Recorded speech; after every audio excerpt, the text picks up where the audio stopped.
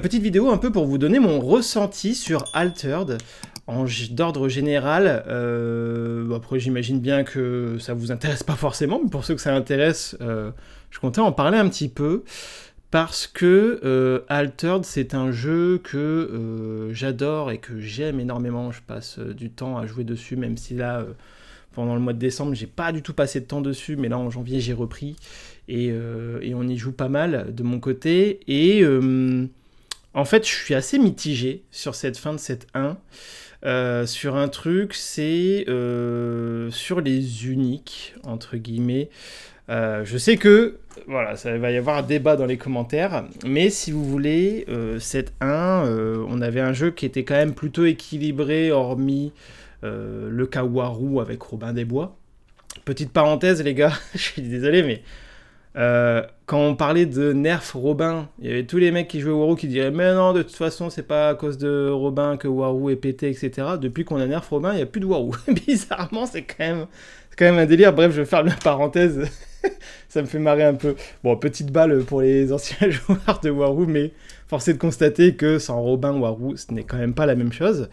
Mais sinon, sur ce set 1, voilà. Quand même, Altered, c'est un jeu que j'adore énormément, sur lequel je passe énormément de temps, mais j'ai quand même un ressenti sur ce set 1 qui est que au niveau des uniques, il y a quand même certaines uniques qui sont pétées, hein, on va pas se le cacher, on le sait qu'il y a un très faible pourcentage des uniques qui vont être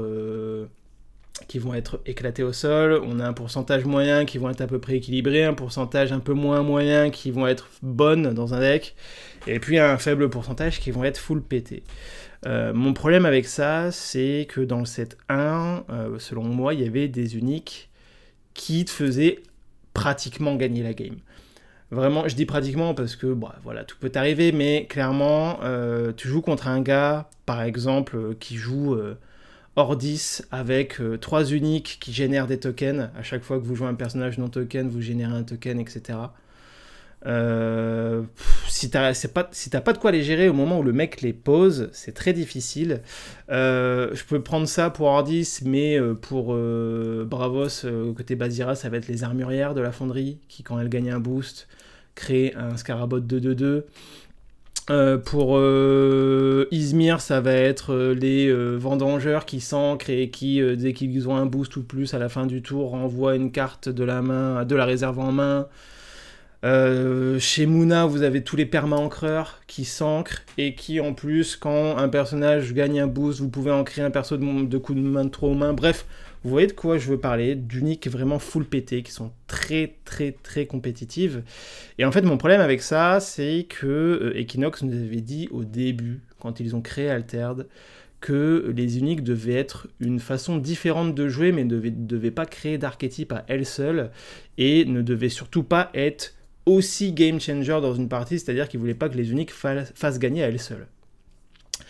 Et pour moi, après ce n'est que mon avis, mission non accomplie sur ce set 1. Je parle d'un point de vue compétitif, hein, bien entendu, si on joue, voilà... moi, je ne prétends pas être joueur compétitif. Je vais en tournoi, mais je vise pas à faire des tops, etc. Bien que j'y aille quand même dans l'objectif de faire le meilleur résultat. Mais voilà, je sais très bien que je finirai pas dans le top. Je pense qu'aujourd'hui, tu prends quelqu'un qui est dans le top 16, il a forcément une des uniques dont je t'ai parlé, que ce soit dans Ordis, générateur de tokens, etc. Enfin bref, prenez un top joueur Ordis, c'est sûr qu'il a une unique qui génère du token dans son deck, si c'est un Sigismar. Prenez un top joueur Mouna, Teija, soit c'est un joueur de Loki, soit en tout cas il a du perma-ancreur. C'est simple, allez sur 39 cards, vous regardez les gars qui ont topé là sur les derniers tournois, que ce soit Ordis, Mouna, etc. Regardez les uniques. À chaque fois, il y aura soit un perma-ancreur, soit un générateur de tokens, soit ce genre de choses. Et chez Afanas, pareil, vous avez du vendangeur du fuseau qui remonte des cartes, etc. Bref. Et du coup, selon moi, c'est un peu échec mission sur ce set 1. Après, ce qui est rassurant avec Equinox, c'est que ils apprennent de leurs erreurs. Hein. On l'a vu avec Robin des Bois, donc à mon avis, ils checkent ça de près pour tout ce qui est ce genre d'unique. Par contre, les gars, Il y a un truc quand même qui me fait peur, c'est qu'on se dit, bon, ils apprennent de leurs erreurs, ils vont essayer de voir peut-être pour changer ça pour les prochains sets, etc.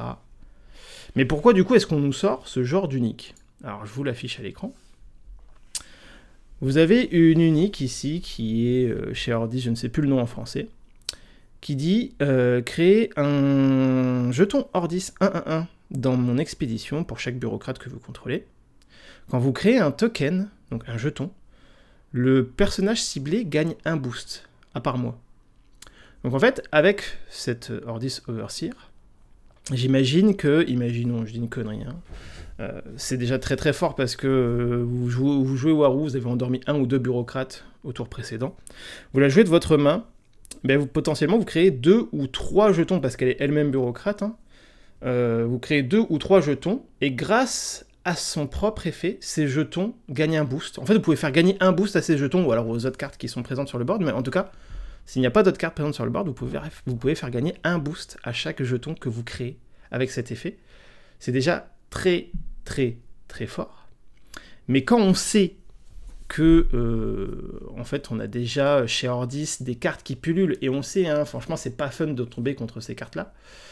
Moi j'en possède une personnellement, j'ai la chance entre guillemets d'en posséder une, mais quand je la joue et qu'on me dit que c'est pas fun, je le comprends. Moi aussi quand on joue ça contre moi je le subis, mais on a des cartes qui je pense à des cartes qui coûtent 1, que vous jouez, qui ont un effet qui dit que quand vous jouez un personnage non token, vous faites pop un token dans l'expédition ciblée.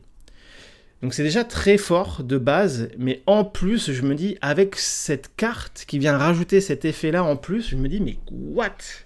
Et en fait, ça, c'est la première carte qu'on grille comme ça.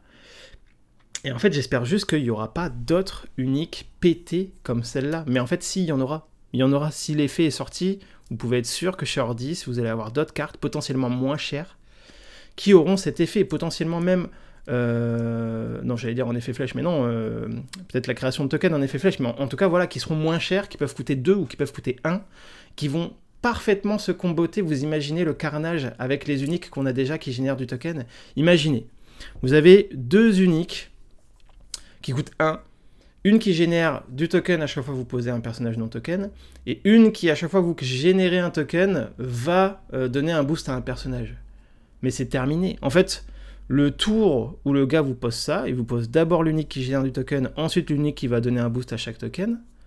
Si le gars en face n'a pas de quoi gérer une des 2 uniques, c'est terminé en fait. C'est fini. Et... En fait, c'est malheureux, mais moi, c'est des choses qui me font un peu rager sur Altered. Alors, peut-être que je suis le seul, et que je suis le seul à rager dans mon coin quand je me prends ce genre d'unique. Parce qu'en fait, t'as l'impression de faire une game où, voilà, tu calcules bien, tu fais en sorte de bien gérer tes biomes, etc. Et ça se rend coup pour coup. Et le gars, de façon... C'est du no-brain, hein, te pose une unique, 2 uniques, il enchaîne derrière... Et là, tu te fais éclater, quoi. Et sans même parler de cette unique-là, juste en prenant les uniques, toutes les uniques dont j'ai parlé précédemment, en fait, tu as cette sensation... Ça marche moins avec les uniques Izmir qui remontent un sort en main, mais croyez-moi que ces uniques-là sont autant pétées que les autres, pour moi. Surtout celles qui sont ancrées, avec les mains tendues chez Afanas, etc. Mais en fait, c'est des uniques où c'est un peu no-brain, entre guillemets, no-brain dans le sens où tu as besoin de moins te prendre la tête pour faire en sorte que ça fonctionne, mais qui te font instant win, selon moi, le tour que tu joues, ou potentiellement la partie, en fait. Potentiellement la partie, il y a des tours où le mec te joue ça, c'est trop tard, c'est terminé, en fait. Tu peux déjà dire GG, parce que t'as pas la réponse au moment où il te joue ces cartes-là, et même des moments où la réponse n'est pas adéquate. Alors oui, dans cette 2, on a l'impression d'avoir un peu plus de gestion, etc., de board, de gestion de cartes, il y a un peu plus de clean. On a Avalanche pour 3, on a la carte qui, chez Izmir, qui dégage pour 5 toutes les cartes d'une expé en réserve.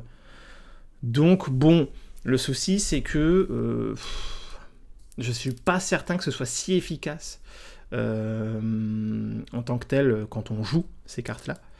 Mais en tout cas, voilà, j'ai un avis un peu mitigé là-dessus. En fait, c'est juste sur ces uniques-là, ces uniques pétés. Le reste des uniques me pose pas problème. Et encore une fois, c'est l'avis de quelqu'un qui rage de se manger ça, mais je suis pas un rageux en mode je me mange des uniques comme ça me saoule, et moi j'en ai pas et je les joue pas. J'en ai une chez Ordis, bien entendu que je la joue, hein, je vais pas faire le... Et je jette pas la pierre à ceux qui jouent ce genre d'unique, hein, bien entendu. Bien entendu que je la joue dans un deck Ordis, parce que je l'ai, bah autant la jouer, parce que de toute façon, je vois pas pourquoi on se priverait. Mais je trouve ça un peu dommage. Je comprends que ça puisse frustrer de se manger ce genre d'unique. Surtout qu'en plus, ces uniques, elles courent pas les rues, elles coûtent hyper cher. Encore, tout le monde pourrait avoir accès à ce genre d'unique, je dis pas. Mais en fait, non, ces uniques, elles courent pas du tout les rues, et en fait, c'est réservé vraiment qu'à un petit nombre de joueurs. Et du coup, j'ai un avis un peu mitigé sur ça. C'est vraiment le seul avis mitigé que j'ai de cette saison 1 d'Altered, c'est ce genre d'unique pété. Et en fait, quand je vois là, cette première unique pétée du set 2, ça me fait peur. J'avoue que ça me fait peur un petit peu pour les uniques, encore une fois, du set 2. Et je trouve ça dommage en fait, de se dire que pour faire partie du top, alors oui, on peut ne pas choper les uniques, il n'y a que 3 uniques dans un deck, il y a 39 cartes dans un deck, et les gars, si vous comptez écrire ça en commentaire, ça ne sert à rien. Il y a des parties où vous allez choper les 3 uniques, il y a des decks qui piochent beaucoup, Ordis, ça pioche comme pas possible, vous avez les Afanas qui piochent beaucoup, vous avez les Muna qui ravitaillent, bref, en tout cas, voilà. C'est sûr que une partie sans unique, vraiment, c'est très rare, en tout cas chez Ordis. Donc en général, on chope ces cartes-là. Et du coup, voilà, le problème, c'est que c'est dommage de résumer le fait de pouvoir faire partie des tops de tournois juste en ayant des uniques qui font partie du top tiers des uniques, donc des uniques entre guillemets pétés. Et que ces uniques créent à elles-mêmes un style de jeu ou un mode de jeu qu'on n'a pas avec des cartes du set standard, les rares ou les communes, et qui du coup sont forcément fortes de façon inégale en fait, et peuvent créer de la frustration et créer en fait un petit cercle de joueurs. Alors encore une fois, aux F tiers de faire partie de ce cercle de joueurs, mais un cercle de joueurs qui, en possédant ces uniques, augmentent grandement leurs chances de performer. Et malheureusement, ça c'est ce qui m'embête un peu. Du fait que ce soit des uniques. Et par exemple, je dis une bêtise, dans d'autres TCG, il n'y a pas ce côté unique, et du coup, vous avez une carte qui est broken. Bon, voilà, elle est broken, elle est forte, on le sait, mais je veux dire, vous l'achetez, elle coûte peut-être un peu cher, mais vous pouvez l'avoir. Il y a plusieurs exemplaires qui traînent de cette carte-là, faut mettre le prix, mais vous pouvez l'acheter. Là, clairement, faut mettre le prix de façon bien vénère, et c'est pas dit que vous puissiez l'acheter, quoi, si vous voulez l'acheter. En tout cas, c'est le ressenti que j'ai. Peut-être que je me trompe, mais j'avoue que ça me fait peur. J'avoue que ça me fait peur, alors j'espère qu'Equinox regarde ça de près. Après, voilà, hein, moi je ne sais pas comment ça se passe chez Equinox. Je ne juge en aucun cas le travail d'Equinox. Je sais qu'il regarde tout ça avec attention. Je fais juste part de ma peur, parce que j'adore ce jeu.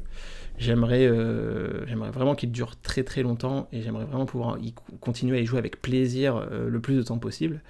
Mais j'avoue que ce genre de choses, ça me fait un peu tiquer, quoi. Ça me fait dire, putain, ça va encore être les gars qui vont choper ça, ou qui vont acheter ça, qui vont forcément top, etc. Alors, c'était le cas sur le set 1, on va pas se mentir, hein. C'était clairement le cas sur le set 1, quoi que vous disiez.